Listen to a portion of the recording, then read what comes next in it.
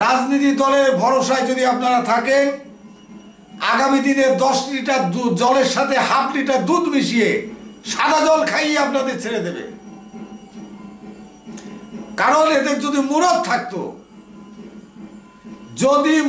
থাকতো তাহলে গত 78 বছরের মধ্যে এই সমস্যার একটা পরিষ্কার সুস্থ সমাধান করে ফেলতে পারত। সেটা এরা করেনি। অপারেশন সিন্দুর বলুন, অপারেশন ইন্দুর বলুন, আর অপারেশন বান্দর বলুন, এ একটিও আপনার ভবিষ্যতের জন্য কাজে লাগবে না। অতএব আপনাকে উঠে দাঁড়াতে হবে। ইদানিং 2024-এ 5ই আগস্টের পর থেকে পরিস্থিতি একটু পরিবর্তন হয়েছে বটে, তাতে কলকাতার মিডিয়া একটু বাংলাদেশ নিয়ে বলা শুরু করেছে। তার মধ্যেও অনেকে এইগুলো পছন্দ করছে না।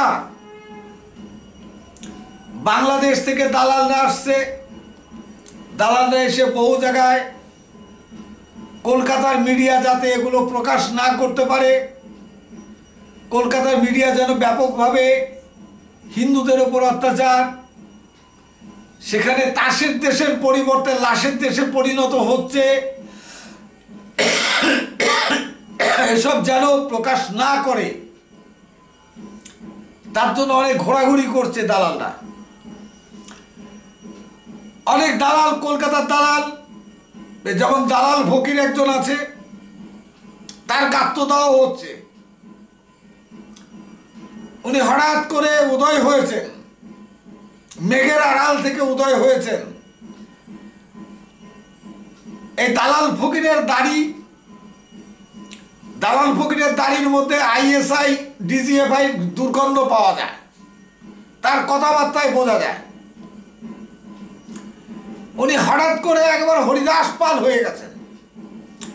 একে ধোলাই করো, ওকে ধরো, ওকে মারো,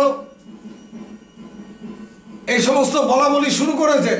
অমুক মিডিয়াকে পেলে ধোলাই করো, তার সাংবাদিক পেলে ধোলাই করো। বাংলাদেশ নিয়ে এত কেন বলছে? তুমি কে? কোথাকার হরিদাস তুমি?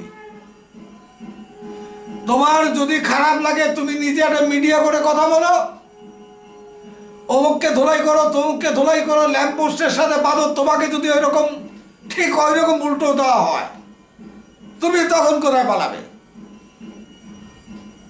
সমঝে কথা বলো। তোমার দালালি মানুষ টের পায়। কয়েকদিন মতুয়া নিয়ে লাভালাভি করছিলে, বোঝা যেত মতুয়াদের ইতিহাস কিছুটা বলে দিয়েছি, সামান্য বলেছি।